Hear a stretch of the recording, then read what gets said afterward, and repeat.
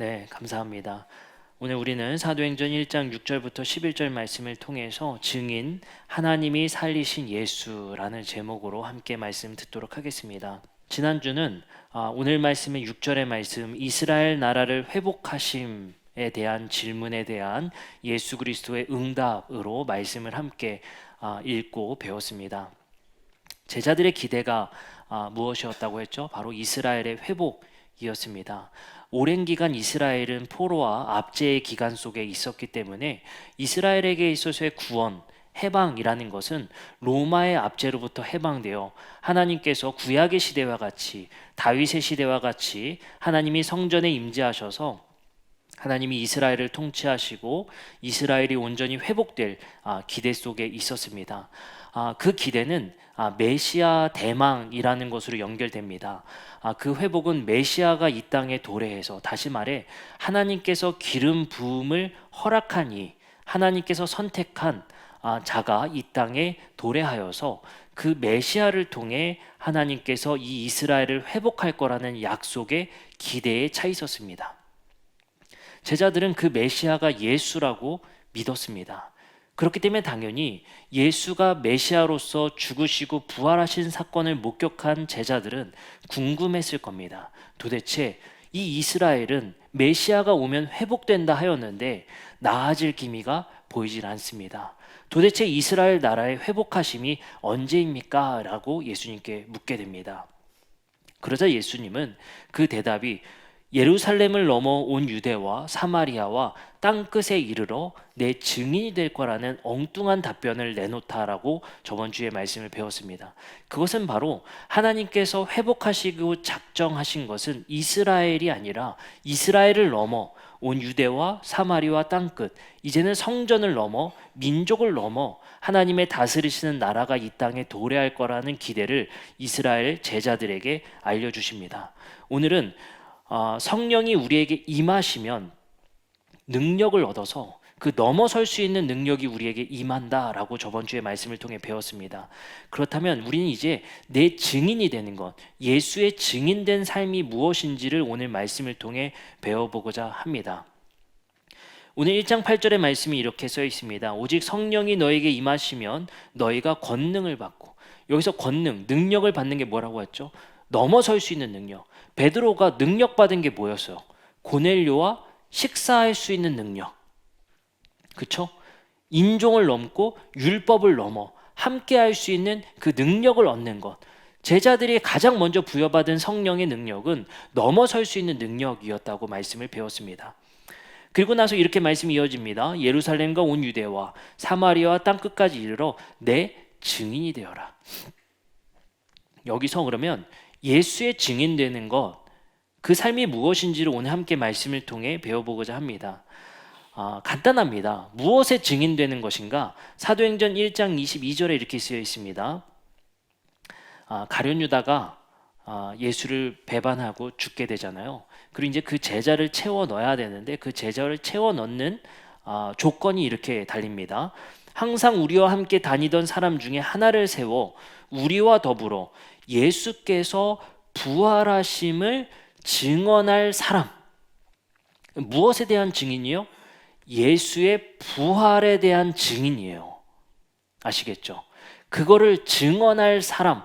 그러니까 온 유대와 사마리아와 땅끝까지 이르러 내 증인이 된다는 건 예수의 부활을 증언할 사람이라는 거야. 그러면 우리가 이렇게 단순하게 생각해 볼 수는 있을 것 같아요. 예수가 다시 살아나셨습니다. 여전히 우리 곁에 현존하십니다. 이걸 말하라는 걸까요? 그렇게 단순하지만은 않은 것 같아요. 예수의 부활 사건을 사도행전에서 일관되게 이렇게 표현합니다. 사도행전 2장 32절입니다. 이 예수를 하나님이 살리신지라 우리가 다 이 일에 증인되었습니다. 그냥 단순히 부활의 증인이 아니에요. 이 예수를 하나님이 살리셨다라는 이 명제가 증인이에요. 그러니까 다시 말해 단순히 예수가 살아나셨습니다라고 외치는 게 아니라 이 예수를 하나님이 살리셨다는 것에 대한 증인입니다. 2장 33절은 이렇게 말합니다. 하나님이 오른손으로 예수를 높이심에 그가 약속하신 성령을 아버지께 받아서 너희가 보고 듣는 이것을 부어주셨느니라. 여기서도 뭐라고 하냐면요, 하나님이 오른손으로 예수를 높이셨다. 3장 15절은 이렇게 말합니다. 생명의 주를 죽였도다. 그러나 하나님이 죽은 자 가운데서 그를 살리셨으니 우리가 이 일의 증인이라. 그쵸? 그리고 3장 15절 방금 읽었던 말씀처럼 5장 30절은 이렇게 말합니다. 너희가 나무에 달아 죽인 예수를 우리 조상의 하나님이 살리시고, 일관됩니다. 부활을 어떻게 설명하고 있냐면요, 하나님이 살리셨다라고 표현한단 말이에요. 그러면 단순히 예수의 부활의 증인이 된다는 것은 예수 다시 살아나셨네가 아니라 그들에게 있어서는 하나님이 이 예수를 살리셨다라는 의미입니다. 그러면 하나님이 예수를 살리셨다라는 의미가 그들에겐 어떻게 통용됐냐라는 거예요. 5장 31절에서 32절에 이렇게 말합니다. 이스라엘에게 회개함과 죄사함을 주시려고 그를 오른손으로 높이사 임금과 구주로 삼으셨느니라. 바로 하나님이 살리셨다는 의미는 어떤 의미냐면요, 하나님이 예수를 우리의 만물의 주인으로 삼으셨다는 거예요. 주로 삼으셨다는 겁니다. 이걸 헬라어로 퀴리오스라고 얘기하는데 우리의 주님 되게 하셨다는 거예요. 그러면 단순히 살아나셨네가 아니라 예수의 부활은 하나님이 예수를 만물의 주로 높이셨다는 거예요. 그래서 제자들은 이렇게 선포하는 겁니다. 예수가 다시 살아나셨다가 아니라 이 예수를 하나님이 오른손으로 높이셔서 우리의 주님 되게 하셨다. 우리의 진짜 주님은 이 로마의 황제가 아니라 예수가 우리의 주님입니다 라고 증인하는 거예요. 바로 그가 우리의 주님 되십니다. 여기서의 퀴리오스, 주라는 것은 두 가지의 의미가 내포되어 있습니다. 첫 번째, 이 퀴리오스라는 건 유대인들에게서는 오직 하나님께만 붙이는 용례입니다. 퀴리오스는 하나님께만 붙이는 것을 예수에게 퀴리오스 되셨다는 거예요. 그게 뭐예요? 유대인들에게 예수가 하나님과 동등되어졌다는 거예요. 로마인들에겐 퀴리오스는 오직 황제에게 붙이는 겁니다. 그럼 예수가 로마인들에게 퀴리오스 됐다라고 하는 건 로마인들에게는 어떤 의미예요? 예수가 우리의 진정한 황제입니다. 황제의 로마의 가치에 숭배하는 것이 아니라 우리는 예수를 경배하며 예수가 이 땅에서 살아내신 가치가 진짜 우리의 삶입니다 라고 선포하는 증인이 되라는 거예요. 두 가지의 의미가 내포된 겁니다. 근데 여기서 더 강력하게 내포되는 건 뭘까요? 하나님이 그를 오른손으로 높이사 그의 우편에 앉히셨다는 거예요. 여러분들, 저 사람이 내 오른팔이야? 이건 뭐예요? 행동대장 아니겠습니까? 그쵸? 내 총리 정도 되는 거죠. 하나님의 오른손으로 우편에 앉히셨다는 것은 이 땅의 통치자로서 예수를 등극시켰다는 거예요. 그게 그들에게 있어서는 부활의 의미입니다. 하나님이 그를 높이신 사건. 그래서 로마 교회에게는, 그리고 로마에게는 가장 중요한 사실, 그리고 이방인들에게는 가장 중요했던 것은 이 땅의 황제가 통치하는 시대 속에서 이제 비로소 예수가 우리의 진정한 주님이시며 그가 우리의 진정한 황제이시며 그의 평화가 진짜 평화다라는 것을 선포하는 것이 바로 그리스도인들의 핵심적인 증언의 내역이었다는 겁니다. 빌립보서 2장 8절부터 11절의 말씀은 빌립보 교회가 불렀던 송가, 찬양의 시입니다. 그 찬양의 시에서는 이렇게 예수를 말합니다. 사람의 모양으로 나타나사 자기를 낮추시고 죽기까지 복종하셨으니 곧 십자가에 죽으심이라. 이러므로 하나님이 그를 지극히 높여 모든 이름 위에 뛰어난 이름을 주사 하늘에 있는 자들과 땅에 있는 자들과 땅 아래에 있는 자들로 모든 무릎을 예수의 이름에 꿇게 하신 사건이다. 따라서 모든 입으로 예수 그리스도를 뭐라 시인하라? 주라 시인하여 하나님 아버지께 영광을 돌리게 하셨느니라. 예수의 죽으심과 부활의 증인은 곧 예수 그리스도를 주라 시인하게 하신 사건이라는 거예요. 따라서 하나님이 그를 지극히 높여 모든 이름 위에 뛰어난 이름으로 높이셨고 하늘에 있는 자들, 땅에 있는 자들, 땅 아래에 있는 자들로 모든 무릎을 예수의 이름에 꿇게 했다는 거예요. 이게 얼마나 로마에게는 위협이 됐겠습니까?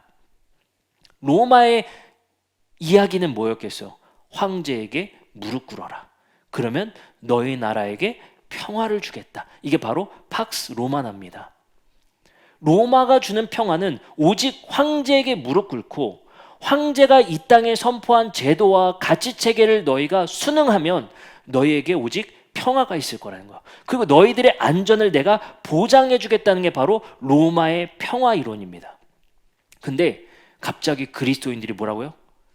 우리의 주님은 황제가 아니라 예수입니다 라고 얘기하는 거야.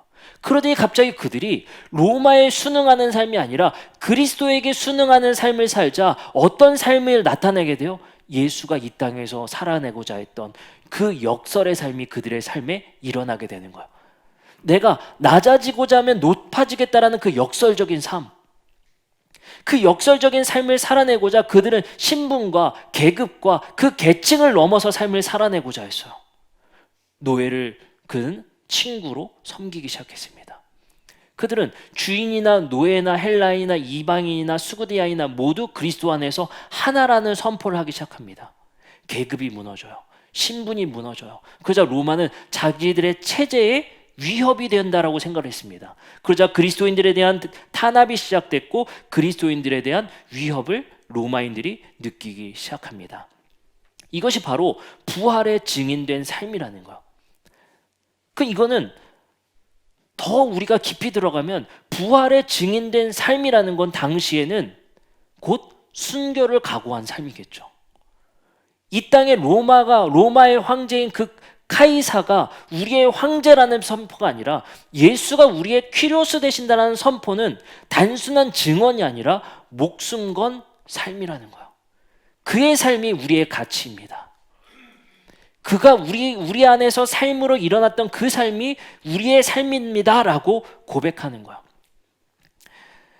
그러면 예수가 우리의 주님으로 하나님께서 그를 부활시키는 사건을 우리의 주님으로 등극시켰다면 그는 우리의 어떤 주님이 되시냐는 거야.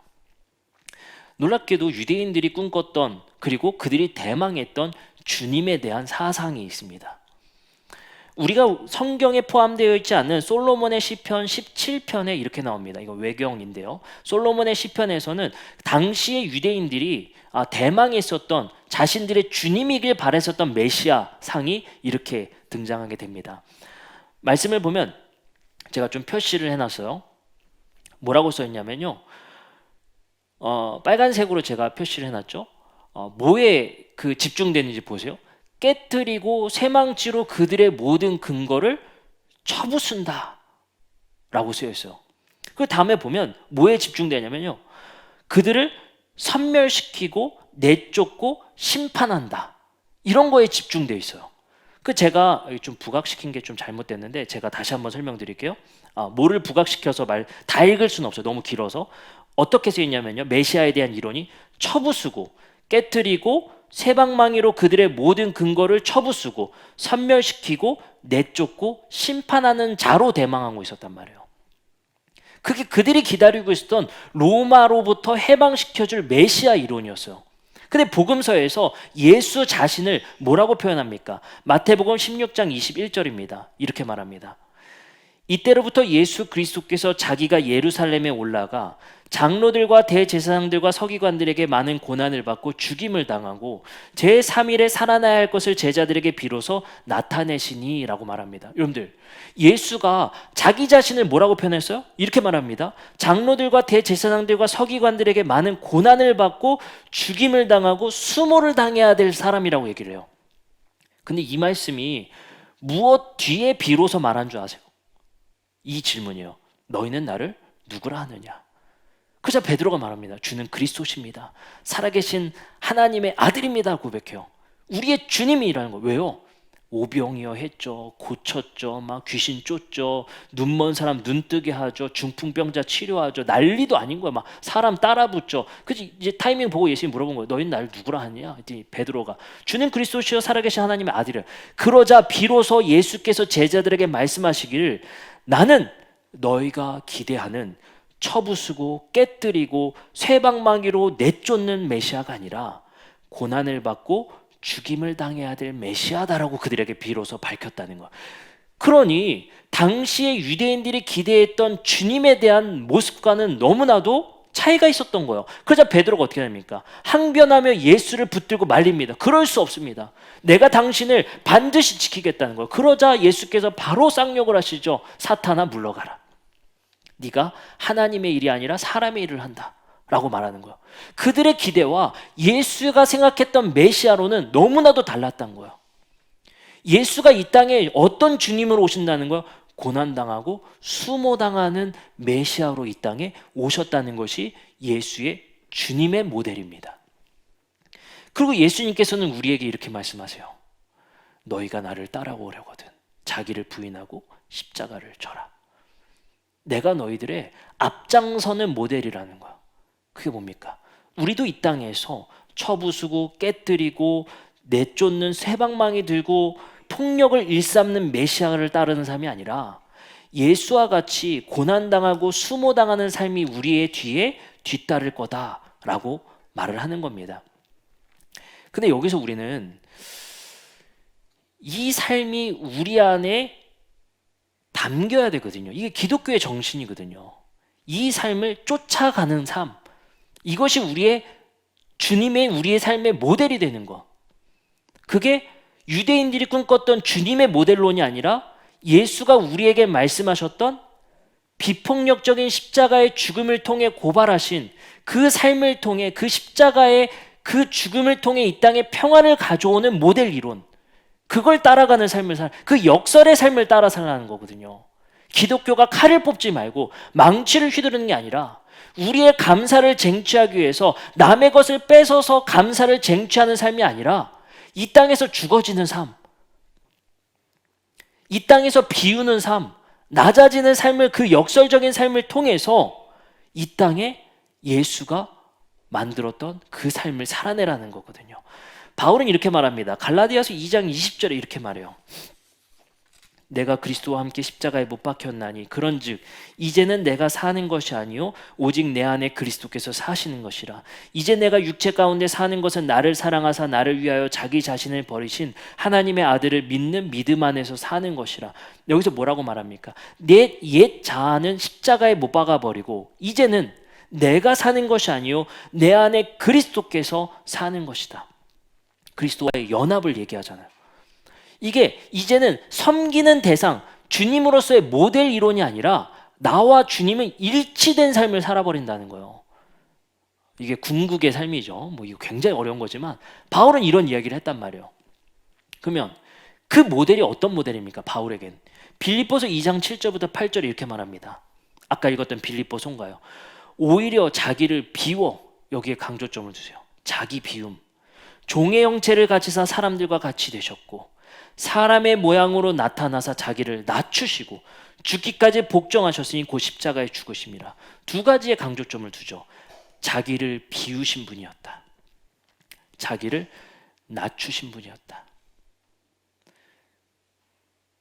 그게 바울의 삶의 가장 중요한 모토가 되는 겁니다.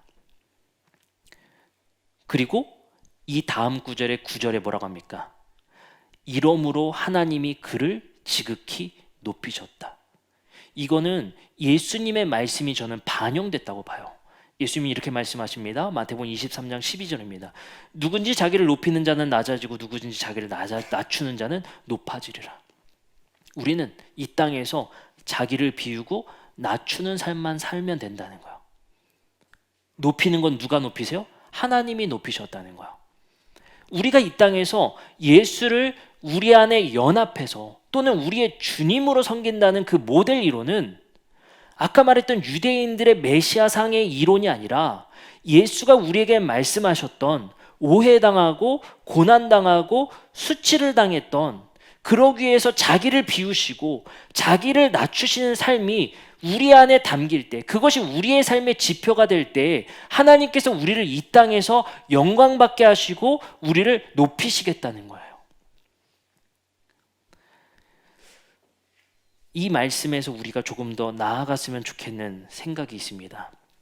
저는 이것을 예수님 당신의 취약성이 드러난 사건이다라고 이야기하고 싶습니다. 예수 자신의 취약성이 드러났다는 것이 무엇이겠습니까? 예수는 우리가 예수를 높이는 지경이 어디에 이릅니까? 아까 얘기했죠. 유대인들에게 퀴리오스는 하나님께만 붙이는 용례라고요. 근데 그거를 사람이었던 메시아인 예수에게 퀴리오스를 붙이는 게 유대인들은 굉장히 불편했을 거예요. 왜냐하면 그들은 유일신 사상인데 메시아는 메시아지 하나님과는 동등된 분이 아니란 말이에요. 유대인들에게 굉장히 불편했을 텐데 그리스도인들은 자꾸만 그를 퀴리오스다라고 높이며 높이는 지경이 아니라 예배하는 지경까지 이른 거예요. 이게 아마도 어떻게 하다 예수를 신과 동격으로 섬기게 됐냐에 대한 많은 이론들이 있지만 아마도 예수가 부활하고 그들에게 보이시고 하셨던 그 일들의 신비적인 체험들이 하나님과 비슷하다고 여겼을 거예요. 같다고 여겼을 거예요. 왜요? 예수가 문 통과하죠. 여기 나타났다 저기, 이거 누구의 특성이에요? 속성이에요? 하나님의 현존. 어디에나 계신 분. 그 하나님의 속성이 예수의 부활 사건에 고스란히 담겨서 제자들에게 체험된 거예요. 그러자 이 예수는 메시아를 넘어 하나님과 동등된 속성을 가진 분이라고 여기게 된 거예요. 이게 단순한 퀴리오스가 아닙니다. 근데 그런 예수님이 빌립보서 2장 7절에서 8절에 뭐라고요? 오히려 자기를 비워 자기를 낮추는 삶을 살았다니까요. 근데 이렇게 말합니다. 자기를 비워 종의 형체를 가지셨어요. 그리고 사람들과 같이 되셨다는 거예요. 우리는 복음서에서 예수의 취약성을 많이 발견하게 됩니다. 그 취약성은 뭐냐면요, 예수의 사람다움이요, 인간스러움. 그는 목마르셨고 피곤해하셨고 배고파하셨어요. 심지어 당신의 순환과 죽음 직전에는 엘리 엘리 라마 사막다니 하며 울부짖으며 나의 하나님 어찌하여 나를 버리시나이까 라는 공포에 휩싸인 인간의 존재였습니다. 그것을 신과 동등한 속성이 있는 그가 자기를 비워 종의 형체를 가지셔서 불완전했던 사람들과 같이 되셨던 취약성을 우리에게 드러내셨다는 거예요. 저는 이게 우리에게 굉장한 이슈로 다가올 수 있다고 생각을 합니다. 왜냐하면 현대사회에서 많은 사람들이 겪는 일들 중에 하나가 바로 나르시시즘이라고 합니다. 지나친 자기애죠. 나는 특별하다라고 지나치게 자기애가 강한 사람들이 근래에 굉장히 많다고 합니다. 자신의 외모, 능력, 어떠한 이유를 들어서 지나치게 자기 자신이 뛰어나다고 믿거나 아니면 자기 중심적 성격이 강한 사람을 의미합니다. 그 놀랍게도 이 나르시스트라고 말하는 이런 사람들은 내가 정말 풍족해서 자기애가 강한 게 아니라 오히려 이 자기애가 강한 속성은 결핍에서부터 온다는 거예요. 부족감에서부터. 근데 사회는 계속해서 우리에게 완벽을 요구합니다. 한 작가가 이런 말을 했어요. 평범한 삶은 의미가 없다는 메시지를 주입하고 좋아요 개수가 그 사람의 가치를 말해준다고 착각하는 것. 자신이 너무나 평범하고 부족한 존재라서 명예와 지위와 찬사를 갈구하는 느낌은 진통제와 같다. 우리는 모두 부족함과 취약함이 있다. 그러나 그것을 우리는 드러내지 않고 꽁꽁 숨기고 사느라 숨막힌 인생을 산다. 우리 자신을 옷으로, 집으로, 많은 것으로 치장하고 포장함으로 인해서 자기 자신의 완벽성을 세상에 드러내고 우리의 취약성을 감추며 사는 인생이 우리에게 나타나진다는 것이 많은 사상가들과 심리학자들의 이야기입니다. 완벽하길 요구하는 것, 놀랍게도 이 완벽하길 요구하는 사회적 메시지가 우리에게 많은 일들로 일어납니다. 예를 들어서 이거죠. 금쪽 같은 내 새끼. 완벽한 부모가 되라는 거예요. 다 처음인데 완벽한 엄마가 되고 완벽한 아빠가 되라는 거예요. 그러니까 내가 아이에 대해서 실수하고 부족하고 잘 못 가르치고 하는 취약성이 드러나기를 꽁꽁 숨기고 사는 거예요. 다 육아 박사예요. 내가 제일 잘 알아. 왜요? 나의 육아의 취약성이 세상에 드러나면 어떻게 돼요? 그게 나에게 수치심으로 다가오는 거예요. 내가 없는 것, 조금 모자란 것, 배우지 못한 것, 많은 것들을 꽁꽁 숨기고 사느라, 세상의 완벽의 기준에 맞춰 사느라 우리는 그 긴장감 속에 우리를 노출시키고 살아간다는 겁니다. 근데 이런 결핍에서 탈출할 수 있는 것은 오히려 우리 자신의 취약성을 솔직하게 드러낼 수 있는 용기가 필요하다는 겁니다. 이 취약성을 꽁꽁 숨기고 사는 것이 아니라 그 긴장감으로부터 해방되어 오히려 자신의 취약성을 솔직하게 드러낼 수 있는 용기가 우리에게 필요하다는 것이 예수 그리스도가 이 땅에서 비하되시고 당신의 취약성으로 목마르시고 배고프시고 주무시고 당신의 삶 속에서 고통에 절규하는 그 모습이 무엇입니까? 인간다움으로 돌아가라는 거예요. 그것을 꽁꽁 숨기고 사는 것이 아니라 예수께서 자기를 비우셔서 인간의 형체로 살아내시면서 우리의 인간다운 모습이 다시 한번 드러내지길 바라는 예수의 그 모델, 그것은 저는 첫 모델이었던 아담과 하와의 모습에서 발견할 수 있다고 생각합니다. 아담과 하와는 유대인들에게 꽤 재미난 이야기로 읽혀질 것 같고 우리 그리스도인들에게도 꽤 중요한 이야기입니다. 근데 아담과 하와의 이야기를 잘 생각해보고 들여다보면 아담과 하와가 최초의 인간의 모습은 다 벗고 살았어요. 근데 놀랍게도 하나님께 불순종하고 타락하자 그들이 몸을 가린다라는 교훈이 우리에게 주어집니다. 그건 아마 고대인들로부터 지속되었던 지혜였던 것 같아요. 어쩌면 우리는 아무것도 가릴 것 없는 자신의 취약성이 노출되어도 그것이 문제되지 않았던 사회를 살아갈 수 있었던 존재였을지 모릅니다. 근데 어느 순간 우리는 모든 것을 꽁꽁 싸매고 우리만의 취약성을 다 우리 안에 감추는 삶이 우리 안에 인생이 되어버렸습니다. 우리는 이 인생을 사느라 얼마나 큰 피로감에 사는지 모릅니다. 그리고 놀랍게도 우리는 이 취약성이 남 앞에 드러나면 요즘 일명 발작 버튼이라고 하죠. 발작 버튼이 눌려지는 거예요. 분노하게 되고 수치심에 망신당했다는 것에 분노하게 이르게 됩니다. 이것을 내가 꽁꽁 싸매고 사는 것이 남한테 드러났을 때 이 긴장감이 우리에게 얼마나 가혹한지 모릅니다. 저는 이런 사람들을 꽤 많이 만나보게 됩니다. 어떤 사람은 그렇습니다. 제가 만난 사람 중에 그 긴장감이 너무 가혹한 거예요. 얼마나 그 긴장감이 가혹하냐면요. 제가 알기로는 학력이 그렇게 높지가 않아요. 근데 우리나라는 학력을 굉장히 중요하게 보잖아요. 근데 자기는 늘 나보다 높은 학력의 남자와 결혼했고 대기업에 입사한 남자와 결혼해서 그 늘 자격지심에 사는 거예요. 그래서 만나서 대화해보면 제가 마음이 상당히 좀 어려웠습니다. 왜냐하면 말을 하는데 얼마나 영어를 섞어서 쓰려고 하는지, 그 안에 사자성어를 얼마나 섞어서 쓰는지. 근데 그 긴장감 속에 자기가 왜 이렇게 사자성어를 틀리는 거예요? 말을 하는데 제가 그 교정하면 그 수치심이 발작 버튼이 눌린 건 전 잘 아니까 그걸 감추어 주죠.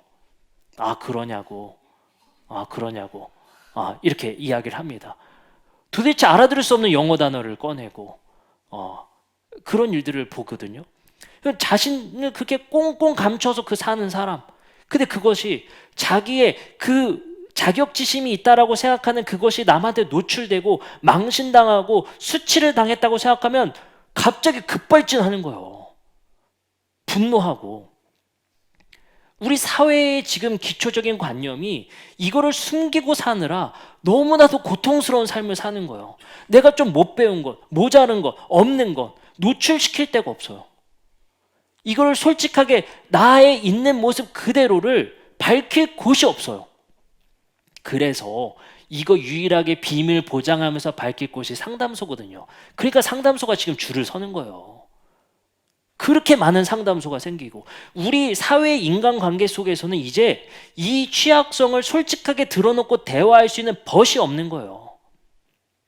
그런 취약성을 드러낼 수 없는 사회 속에서 우리를 강박으로 만들고 이 경계 속에서 우리를 끊임없이 긴장감 속에 우리를 노출시킨다는 것입니다. 근데 아까 우리가 말씀 속에서 봤었던 예수의 삶 속에서 드러났었던 그 비하의 이야기들, 근데 이런 이야기들을 보면서요 뭘 한 번 더 생각해 보게 되냐면요, 복음서의 이야기를 생각해 보게 됩니다. 마태, 마가, 누가, 요한복음 있잖아요. 제가 늘 이 복음서를 연구하면서 이해가 안 된 게 있어서 이 복음서의 내용들이 제자들이 읽었는지 모르겠지만 실제자들이 분명히 썰이 돌았을 거예요.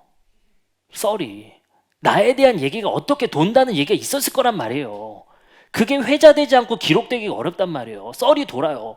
근데 분명히 내가 베드로야. 3번 부인했던 썰이 계속 돌아. 저는 그거 못 쓰게 했을 것 같아요. 내가 그리스도교의 수장으로서 그 취약성이 드러나는 것, 바보같이 끝까지 내가 어떤 그리스도인지도 모르고 칼 잡아 뽑았던 사람, 그게 복음서에 그대로 노출되었던 베드로 사도. 끝까지 당신의 우편에, 당신의 좌편에 누가 앉을 겁니다라고 논쟁했던 제자들, 자신의 취약성이 놀랍게도 삭제되지 않은 채 복음서에 다 실려 있는 거야. 뭘까? 초기 교회는 도대체 뭐였을까? 내 사회적 신분, 지위 때문에 내가 이 교회의 수장이었기 때문에 감추어 놓고 살았었던 베드로 사도의 모습이 아니라 그의 취약성은 고스란히 드러났던 이 복음서의 책이 교회에겐 도대체 무엇이었을까? 어쩌면 저는 교회는 우리의 취약성을 드러낼 수 있는 진실된 공동체였다라고 생각할 수밖에 없습니다. 그게 교회여야 되고 교회가 그래야 한다. 이제는 이 취약성을 드러낼 수 있는 것이 점점 협소해져서 가족밖에 없습니다. 가족밖에 없습니다. 사실은 저희 와이프도 이 스트레스를 굉장히 많이 받고 삽니다. 얼떨결에 갑자기 사모가 되어서 완벽해 보여야 된다라는 그 엄청난 압박감에 스스로 엄청난 부담을 갖는지 늘 저한테 물어봅니다. 나 실수한 거 없겠지? 이거 다른 사람들이 나쁘게 보는 거 아니야? 마음이 너무 아팠어요. 당신 모습 그대로 살았으면 좋겠는데 우리의 취약성을 꽁꽁 감춘 채. 제가 이번에 그래서 되게 좋았던 일이 있었어요. 이번에 우리 야외 예배 갔지 않았어요? 제가 그래서 얘기를 했어요. 가는 차에서 오늘은 내가 하민이 아준이 볼 테니까, 설교 없는 날이었잖아요. 하민이 아준이 볼 테니까 가서 게임해. 얼마나 혼자 신나게 게임을 하고 있는지 저를 돌아보지도 않더라고요. 그게 그 사람 모습이거든요. 근데 사회적 신분과 지위와 보여야 될 모습에 우리를 꽁꽁 숨긴 채 우리의 취약성이 드러날까봐 그 움츠러든 삶이 우리의 삶입니다. 목회자들도 마찬가지 아니겠습니까? 목회자들도 그 취약성을 감추기 위해 완벽한 존재인 것처럼 외식하는 삶이 우리의 삶에 있지 않겠습니까? 저도 여러분들 좀 기분 나쁘실 수도 있겠지만 저랑 사귄 지 20년은 돼야 제가 반바지를 입습니다. 웬만하면 가까워지지 않으면 제가 반바지 입는 모습을 노출하지 않아요. 그게 목회자들의 어떻게 보면 강박이거든요. 그런 외적인 모습에 취약성이 드러난다고 생각하기 때문에. 근데 우리의 이면의 삶에 그런 일들이 너무나도 많은 거예요. 성경에서 우리에게 말하는 회복은 무엇입니까? 우리의 있는 모습 그대로가 노출될 수 있는 공동체 안에서 우리의 내면을 회복하고 관계가 회복되어지고 공동체가 회복되고 가정이 회복되고 나라가 회복되는 것. 이것을 우리 심리학자들은 연결된다고 해요. 커넥션이라고 얘기하잖아요. 연결된. 이 연결은 자기의 취약성이 서로 고백되어졌을 때 이 연결성이 생긴다고 해요. 그러니까 우리는 지금 현재 우리 교회는요, 이 진실된 연결은 없는 거예요. 대면이지, 솔직한 말로. 우리 진짜 우리의 부족하고 취약되고 수치를 우리 서로 나눌 수 있습니까? 그런 공동체요? 일주일에 한 번 보면서? 아니에요. 우리는 이 연결이 되어야 된다는 것이 성경의 기초거든요. 왜요? 예수가 먼저 자신의 신성을 버리고 취약성을 드러냈듯이, 베드로가 자신의 취약성과 제자들의 취약성을 복음서에서 감추지 않았듯이, 우리의 부족감을 함께 나눌 수 있는 공동체를 통해서 우리의 내면의 회복을 꿈꿔야 합니다. 그 내면의 회복은 가정의 회복으로, 공동체의 회복으로 이 민족의 회복으로 하나님의 만물의 회복으로 확장되어지게 됩니다. 요한일서 1장 3절에서는 이렇게 말합니다. 우리가 보고 들은 바를 너희에게 전함은 너희로 우리와 사귐이 있게 하려 함이니 우리와 사귐은 아버지와 그의 아들 예수 그리스도와 더불어 누림이라. 여기서 뭐라고 합니까? 너희로 우리와 사귐이 있게 하려 한다. 사귐의 교회가 뭐겠어요? 근데 여기서 우리가 한 가지 또 생각해야 될 게 있습니다. 우리의 취약성을 왜 드러내기가 힘든가? 분명히 우리의 취약성을 내가 고백하고 났을 때 그 사람한테만큼은 내가 정말 편할 수 있거든요. 나 사실 진짜 더럽게 다혈질이야. 내가 얼마나 부족한지 몰라. 드디어 서로 마음을 열었다는 거예요. 마음을 열었어요. 마음을 연 동지가 생겼어요. 근데 이게 왜 어렵냐? 이 사회 자체가 내가 이 마음 열면 내 취약성을 가지고 조롱하고 약점 삼고 그것으로 서로 조리돌림하고 그것으로 안주거리 삼아서 나의 욕망을 채우려는 시도들이 너무나도 많이 드러나기 때문이에요. 걔 이랬다며, 망했다며, 쟤 저랬다며, 그 부부관계 문제 있다며, 그것이 얼마나 우리 입에서 회자됩니까? 그것을 통해서 우리의 그 가십적인 욕망을 채우려고 얼마나 많이 담고 사람에 대해서 이야기합니까? 그러니 우리가 정말 마음 열어놓고 내 부족함을 드러낼 수 있는 사람이 누굽니까? 가족이 유일무이할 거예요. 근데 남편마저도 안 들어줘.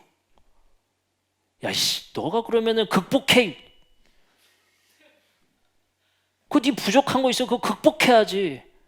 꼭 제가 진짜 하는 것 같죠?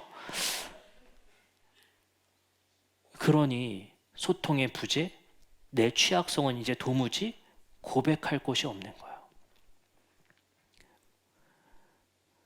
요한일서 1장 8절부터 9절의 말씀은 우리에게 이렇게 말씀하십니다.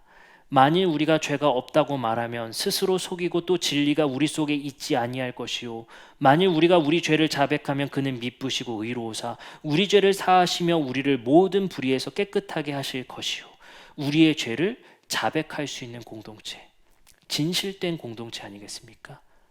나의 부족함을 드러내고 믿을 수 있는 공동체. 이게 그래서 우리에게 필요한 게 신뢰예요. 신뢰는요, 저랑 여러분들이 만난 지 5년 만에 생기는 게 아니에요. 그래서 여러분들이 답답할 수 있겠지만 이건요, 이 신뢰는 우리 좀 대면한 것 같으니까 다음 주에는 예배 전에 아이스 브레이킹 한번 한다고 신뢰가 생기는 게 아니죠. 수없는 시간과 관계와 만남 속에서 그 사람과의 신뢰가 생기고 그 신뢰를 바탕으로 우리의 마음을 열게 됩니다. 우리가 그래서 먼저 고백할 수 있는 분의 신뢰할 수 있는 분이 하나님이라는 거예요. 왜요? 처음부터 끝까지 신실하셨고 우리에게 신뢰를 주셨으니까. 그리고 이제 그 신뢰를 예수가 우리에게 보이셨고 우리의 동료, 우리의 그리스도인 공동체 안에서 그 신뢰를 쌓아 우리의 취약성을 예수처럼 드러내라는 거예요. 취약성을 감추는 교회가 아니라. 근데 제가 여러분들께 말씀을 드려요. 다 신뢰가 생기진 않아요. 다 신뢰가 생기진 않단 말이에요. 천천히 이 교회가 역사가 흐름에 따라 나와 신뢰를 쌓을 수 있는 사람을 만나고 내 마음을 열 수 있는 사람이 만나고 그 안에서 우리의 취약성을 솔직하게 드러내고 고백하고 힘들었겠구나를 서로 안아줄 수 있는 사람, 그 사람을 사귀는 것이 교회입니다. 가족조차도 말할 수 없는 것들을 서로 고백하는 관계가, 신뢰가 생기는 교회. 고린도후서 12장 7절부터 10절의 말씀으로 오늘 말씀을 마치고자 합니다. 여러 계시를 받은 것이 지극히 크므로 너무 자만하게 하지 않게 하시려고 내 육체의 가시 곧 사탄의 사자를 주셨으니 이는 나를 쳐서 너무 자만하지 않게 하려 하심이라. 바울의 고백이거든요. 바울은 끝까지 겸손하고자 노력했던 것 같아요. 왜요? 자기 비움의 예수의 모델의 삶을 살려고, 나 자만하지 않게 하려고 나한테 이렇게 가시를 주셨나 보다. 그게 뭐 안질인지 뭔지 모르겠어요. 근데 육체의 고통이 있었던 것 같아요. 이것 좀 하나님께 쫓아달라고 기도했던 거 보면 굉장히 극심한 자신의 취약성이었던 것 같아요. 근데 바울이 어땠어요? 사도였으니까 얼마나 훌륭해 보였어야 되지 않겠습니까? 이 고백들이 편지 속에 실린 거 보면 자기의 취약성을 이 교회에게 솔직하게 고백하고 있는 거예요. 근데 제가 여러분들께 꼭 말씀드리고 싶은 건 뭐냐면요, 이거예요. 사도행전에서 바울이 어땠어요? 다메섹 도상에서 예수님 만났을 때 네가 핍박하던 예수다 하면서 눈 멀어버려가지고 눈꺼풀 뒤집어져가지고 그 비닐 벗겨진 그 기적적인 다메섹 체험의 사건. 그래서 바울이 이제 순교하기까지 예수를 쫓았다는 그 전설적인 사도행전의 이야기. 바울은요, 자기의 편지에서 이 전설 같은 얘기를 단 한 번도 말 안 합니다. 이 드라마틱한 이 변화의 사건을 바울은 자기의 입으로는 한 번도 말 안 해요. 자기의 편지에서 자랑하지도 않습니다. 오히려 자기의 취약성을 드러낼 뿐이지, 남들로부터 하여금 자신의 독특성과 이 위대하게 하나님으로부터 계시받아서 나의 이 신비가 임했다라는 이 얘기는 자기의 입으로는 단 한 번도 말을 하지 않습니다. 오히려 자기의 부족감과 취약성을 나누길 바라는 사귐이 있는 교회를 바울은 원했고 찾았습니다. 바울의 이 고백에 하나님께 기도한 내용을 보세요. 이렇게 말합니다. 8절. 이것이 내게서 떠나가게 하기 위하여 내가 3번 주께 간구하였더니 나에게 이르시기를 내 은혜가 너에게 족하다. 이는 내 능력이 약한 데서 온전하여짐이라. 자신의 취약성이 바울이 이 편지를 통해 드러냈는데, 이거 드러낸 거거든요. 편지를 통해. 이게 뭐예요? 고린도 교회에게 말한 거잖아요. 근데 봅시다. 자기의 약점을 말하고 싶은 사람이 누가 있냐고요. 내 질병의 약점을 그 교회에게 노출시켜서 내 약점을 노출시킬 필요가 뭐가 있냐고요. 근데 바울이 말하는 거예요. 하나님이 나에게 그러셨다는 거예요. 내 은혜가 너에게 족하다. 그게 뭐겠습니까? 하나님은 우리의 특별성과 드라마틱을 사용하시는 것이 아니라 너의 모습 그대로가 족하다는 거예요. 취약성 있는 모습 그대로, 내 약점 있는 모습 그대로, 우리의 부족함 있는 모습 그대로, 학력의 컴플렉스, 가정의 컴플렉스, 많은 인생의 컴플렉스 속에서 그걸 감추려고 꽁꽁 숨기며 사는 삶이 아니라 나의 부족함, 나의 취약성, 아내에게, 남편에게, 자녀에게 내가 잘못했던 그 취약성의 모습들, 내가 주님 앞에 그 취약한 모습으로 족하다는 거예요. 극복 아니고 너의 모습 그대로 족하다는 거예요. 근데 우리가 왜 이걸 감추며 삽니까? 근데 왜 이걸 우리가 꽁꽁 싸매고 이 긴장감 속에 우리 자신을 억눌리고 삽니까? 예수는 자기 일을 비워 우리에게 있는 모습 그대로로 오셨습니다. 우리는 이제 우리 교회 공동체 안에서 진실된 공동체, 사귐이 있는 공동체가 되었으면 좋겠어요. 모두에게 우리의 취약성을 노출하는 건 아니지만 그 사귐의 벗이 이 교회 안에 있었으면 좋겠습니다. 내 약점, 내 부족함, 그거 말하면 또 어디 가서 말하는 거 아니야. 그거 가지고 또 날 어떻게 생각할까? 이것을 꽁꽁 감추어 상담소로밖에 갈 수 없는 이 현실 속에서 이 교회 안에 진실된 사귐이 있었으면 좋겠습니다. 내 아픔, 내 나약함, 내 모자름 말할 수 있는 사람, 그런 그리스도인 공동체가 되었으면 좋겠습니다. 이제 우리 찬양하고 기도하겠습니다.